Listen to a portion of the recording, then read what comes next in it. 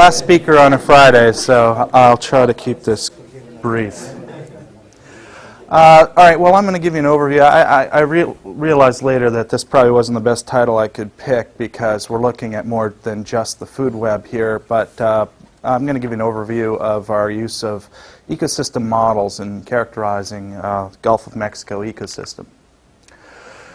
So there's two primary models that I use. The first is Atlantis. This is sort of the bigger of the two. So this is all controlled by a diet matrix which sits on top of Hydrodynamics model. We use one-way coupling, so oceanographic information is fed into Atlantis. The diet matrix defines the relationship between these functional groups, which are groups of species aggregated according to trophic and niche similarities. This links to a physical and biogenic habitat module, so we can define groups as being biogenic habitat types. There's also extensive nutrient and waste cycling by a biogeochemistry module, and then this sitting on top, acting kind of as an apex predator, are the fisheries, and Atlantis includes detailed effort prediction algorithms and very highly resolved fisheries fleet dynamics. This is a schematic of the of the population dynamic equations. So we have prey groups dictated here by an availabilities matrix, which is like a diet matrix. And that feeds through, or is filtered through a gape limitation algorithm. So as the size at age of all of our fish functional groups, for example, are dynamically tracked, we can calculate, based on morphologies we enter into the model, what the prey range, the available prey range, body size that the predator has access to. The vertebrate functional groups are fully age structured. Then there's some loss every time a predator-prey interaction occurs. Some energy goes to the detritus pool. Detritus is handled in three categories: carrion, which is the largest, then labile and refractory, so these break down over time, and then finally back into the nutrient pool where it's taken up by phytoplankton and the process begins again. The dynamics are controlled by an equation that looks like this. So the biomass over time changes. This is the availability of the prey, so basically how much a predator is eating, times the biomass of the prey. So that represents a growth term for a functional group, for a predator functional group. There's an assimilation efficiency, and then oxygen and space limitations. So this together is everything that comes into a functional group, and this is what goes out. So there is predation mortality, and then linear and also a quadratic mortality term, which we can use to represent density-dependent mortality in a predator. The second model I use is called Ecopath with Ecosim, and it's similar to Atlantis in that it's a box model, it's a food web model, and it's dynamic over time, it's spatial, but there also are a lot of differences, primarily that it's just the food web. There are ways to get climate and physical features into EUE, but it basically treats it like a black box. There's no mechanistic process models that control that. You just enter it in as forcing on the fish production and things that it's tracking. It's a mass balance model, which is demonstrated here in this picture. So if we have a particular group, say this group, which might represent a tuna, the total energy budget for this group is represented by the size of this pie chart, and that has to add up to all of the energy that it's taking from its predators. So here we have from its prey.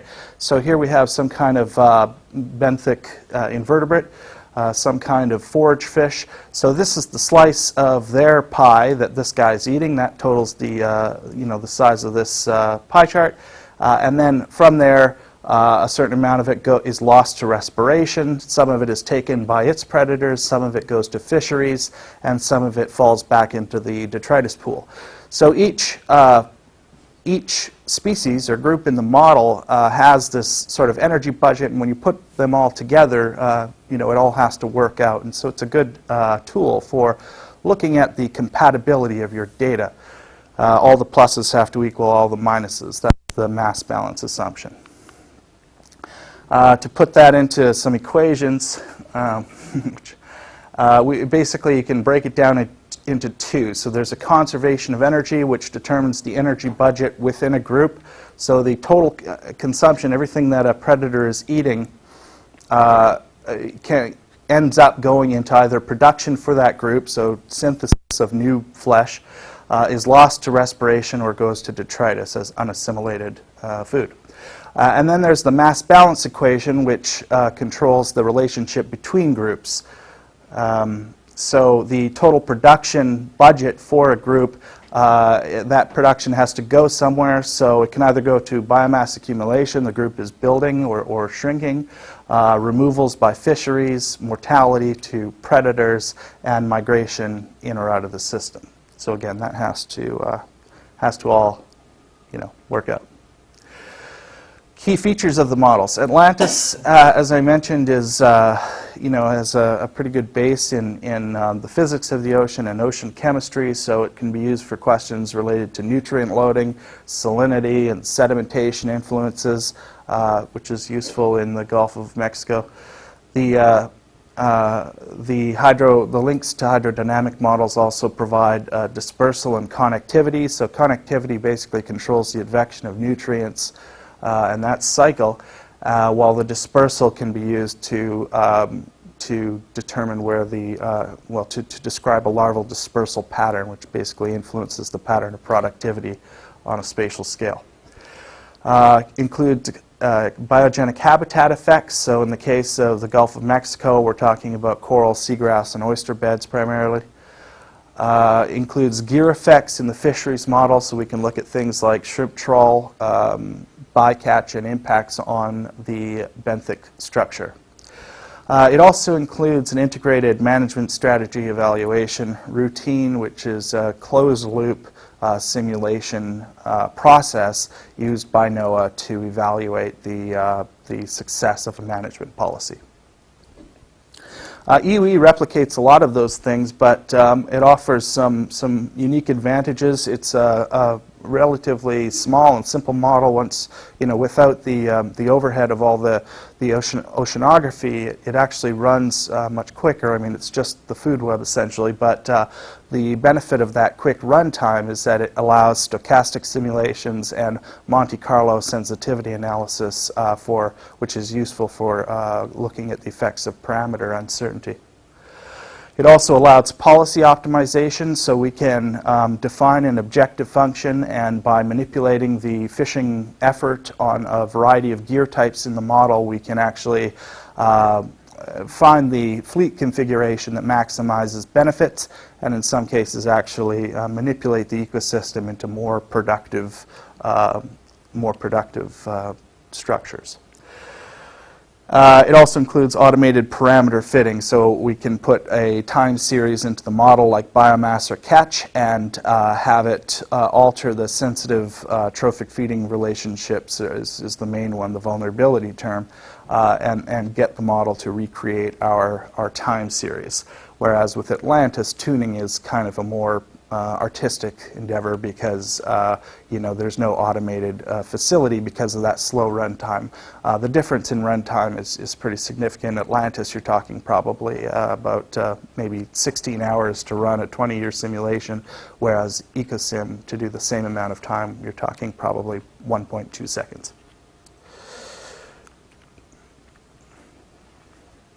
All right.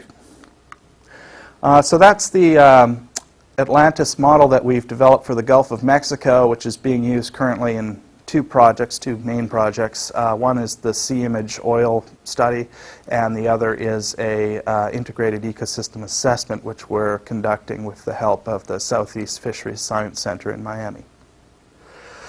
This is our polygon structure here. So you can see we've got about, I think it's 65 polygons, they're irregular.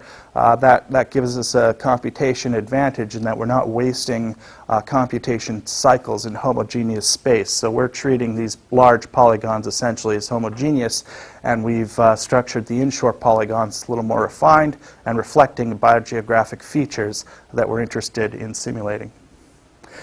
This map has been designed with a few thoughts in mind: the bathymetry, where the estuaries are located, where major seagrass beds are located, fisheries statistical reporting, catch reporting zones, and international boundaries, which is important both for inputs and outputs from the model. We have 90 functional groups. It's top-heavy. We've spent most of our available computing power on the high trophic level functional groups, where Atlantis is most capable. And we've sort of aggregated the lower food web. We have 7 primary producers, I think 6 or 7 plankton groups. Now that Gulf of Mexico model, we first designed that a couple of years ago now, and it is the forerunner for several other models that are in development too, which are very advanced, far a long ways along, and another one which is just getting started. So this is this outer area here is the model we're using for sea image, and this smaller area, which I'm collaborating with people from Deep Sea, Felicia Coleman and Stephen Gosnell is her postdoc, and that shows you the boundary there. That's their model. So they are basically using, they've based it on our grid structure for the perimeter, but they're using a higher resolution inside. And so obviously we're doing this with in mind that we're going to be doing comparison studies, but at some point I would like to work out the technical problems to actually feed our models simulations and providing boundary conditions for their model, so to create a dynamic link that exchanges data at each time step. The motivation for Deep Sea is to mainly look at, they're interested in some of the same questions that sea image is, but in addition they're interested in looking at mercury bioaccumulation patterns. Another model, which is quite far along, is the one that's being developed by C-SCORE, which is the Center for Sponsored Coastal Ocean Research, by Dorn Mason and his postdoc Andrea van der Woude. And they have again used a similar situation here. They've the perimeter for their model. This is the dynamic part of the model, matches our polygons exactly, and then the interior is divided a little more highly resolved spatially. And their interest is to look at hypoxia, and because of the chemistry in Atlantis, it's a pretty good platform for that. So here's some of the data that we've incorporated so far into the Gulf of Mexico model, coming from a wide variety of sources, FWRI diet database, and we've contributed our own diet information, which you'll see in a moment. Migration information, mainly from NOAA and from ICAT, which is the International Tuna Commission. Life history data from FishBase and Sea Life Base, those are online repositories of information. Biomass is from stock assessment and the CEDAR reports. Also, CMAP has provided a lot of data, and from Sea Image, the University of South Alabama is conducting ROV surveys, so we've incorporated that for reef fish biomass. Oceanography so far has come mainly from NCDDC, and habitat data from the Gulf of Mexico Data Atlas, which is a pretty impressive resource. It's just sort of building up a head of steam.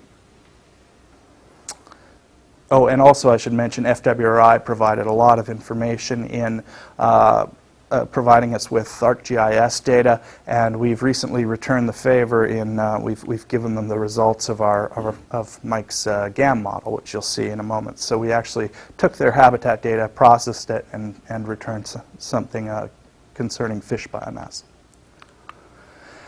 That's just a couple of images from Will Patterson's work he's part of the CMIMAGE project from the University of South Alabama, and conducted those ROV surveys, which we've integrated.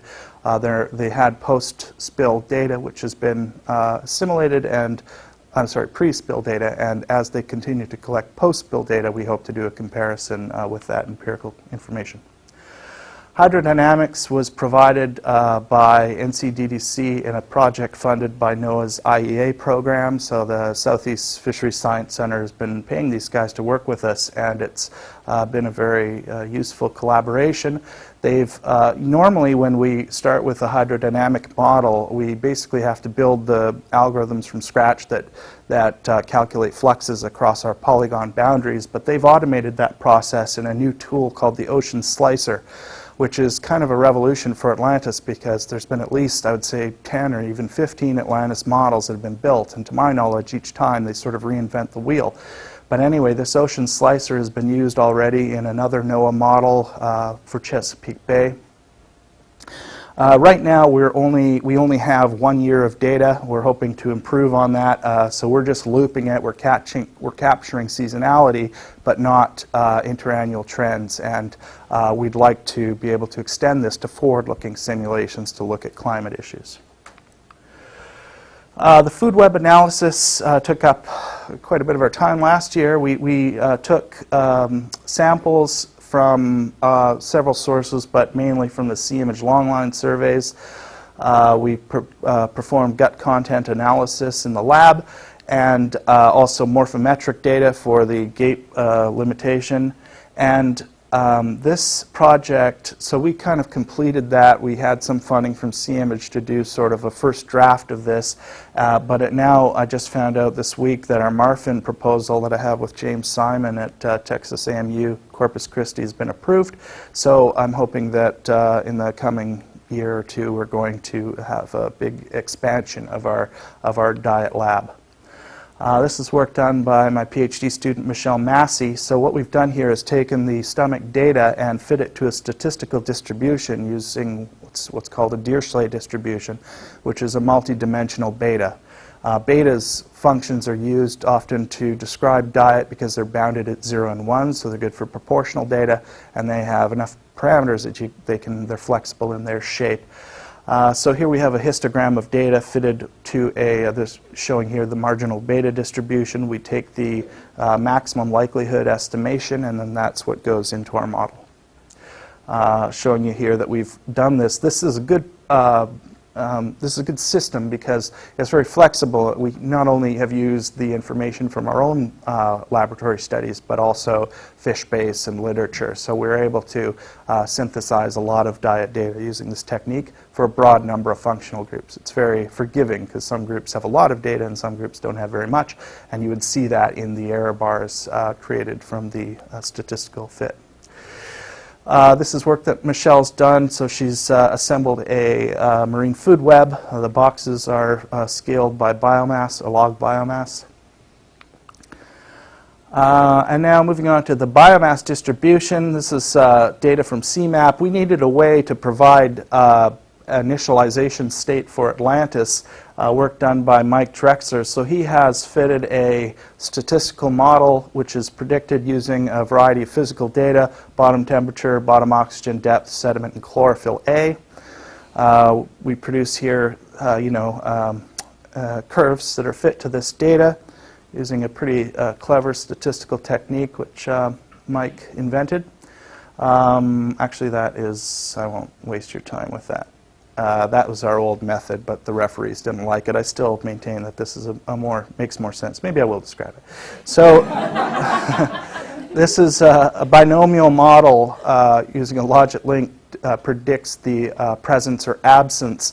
Where it's present, we describe the biomass using a Poisson distribution, and multiplying the two in a process called the delta method, we can produce a estimate of biomass. And the reason that I like that process is because we have highly zero-inflated data. I mean, anytime you take a survey, the chances of not finding species there are pretty good. So the data is very zero-inflated, and this process was developed to handle that. So repeating that for all of our functional groups gives us a coverage for, again, this is a situation in our type of modeling where we have to come up with an estimate, data or not. So we develop these processes where we can, these statistical models are good because we can apply them based, on a wide range of data availability. So this is just showing our Atlantis polygons with the initialization biomass developed from that statistical method. For all of our functional groups. We used that method for 39 groups. The other ones we filled in based on simple rules and literature and other data sources. And one other thing that Michael has been working on here is some larval drift trajectories. So NOAA has actually done this better, but they've focused on a small number of commercial species that have a lot of data, and they have information, on vertical migration, which we don't have for most of our functional groups. So we've developed a very simple method to track the larvae. Basically, at each time step, at daily steps, the larvae are pushed and assumed to drift passively using a hydrodynamics model. Once we have the the particle tracks, we also know where the density of adults are. So when you multiply these two together, you can get an idea of what are the source and the destination areas for all of our functional groups. So that's a paper that Mike's working on right now. The fishing is been categorized mainly from work done by Holly Perryman at Rasmus in Miami. So these are our fleets in the model, our different gear types. I think we have 16 or 17 different gear types. These are just areas that of the model roughly corresponding to polygons. And work that Alicia's done, she's characterized the fisheries on the West Florida shelf. And also we looked at CPUE's, changes in catch per unit effort, which gives us an index of relative abundance or biomass. And so we used those to reconstruct what the ecosystem might have looked like in 1980, and we've used that for both Atlantis and EUE models.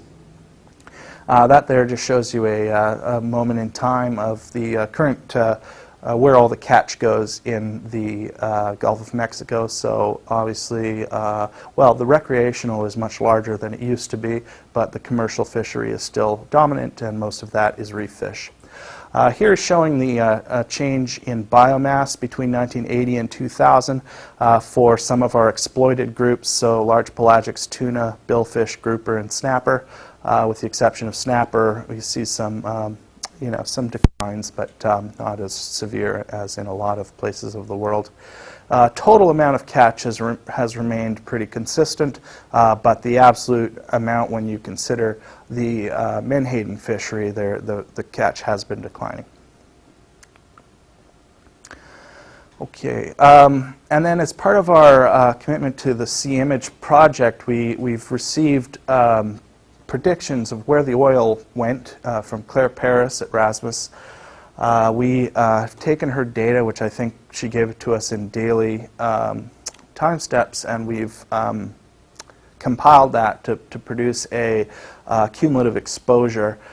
This is work that Lindsay will be working on, Lindsay Dornberger, to look at the likely exposure for each of our functional groups based on if they co-occur with the oil spill.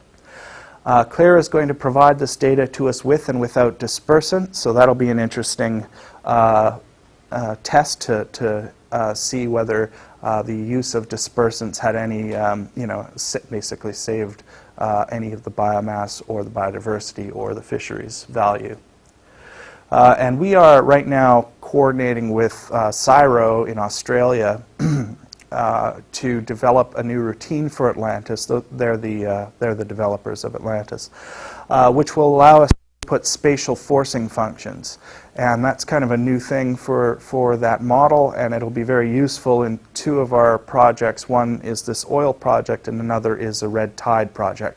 Mechanistically in the model, it's handled similarly. They're toxins. We have to input some kind of functional response to define how the mortality or the recruitment is affected, and then we want to input that data spatially. In addition, we have quite a bit of laboratory work going on in the Sea Image project that can be useful to us. Moat Marine Lab is looking at fertility assays and immune function, and also Steve's lab, Steve Borowski here at the college, can say something about the impacts on growth rate. So that's something that we can simulate directly in the model. And the occurrence of these lesions, there's a lot of data coming out of the Sea Image project, but how we're going to translate that into population level impacts on growth, recruitment, fecundity, things like that, that's a little bit of magic that Lindsay has to solve. Problem.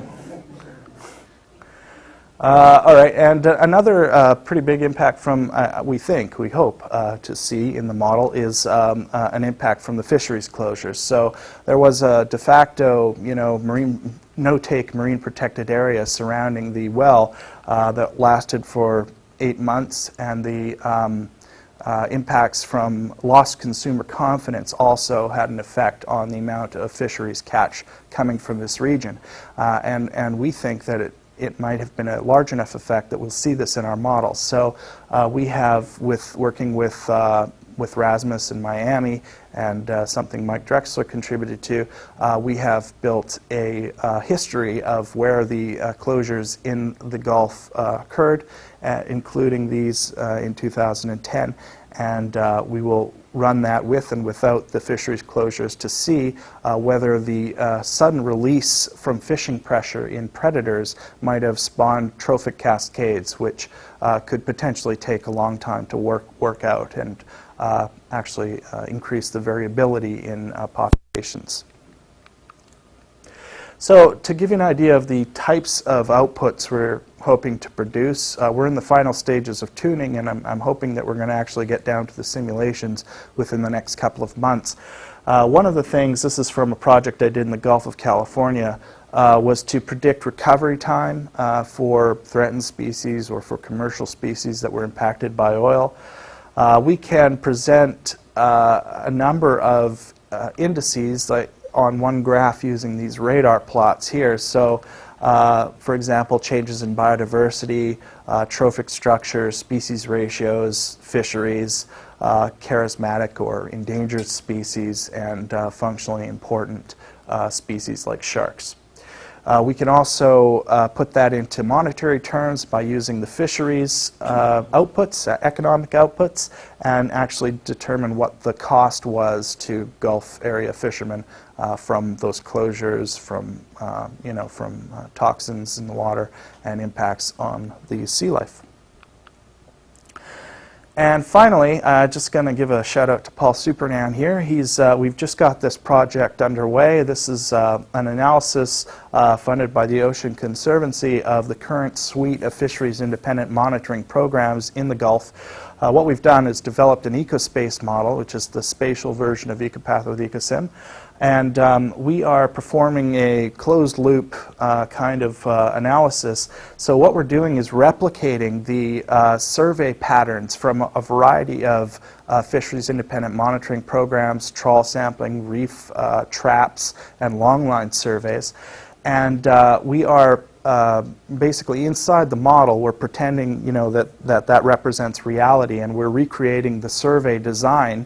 We're going to take that data out.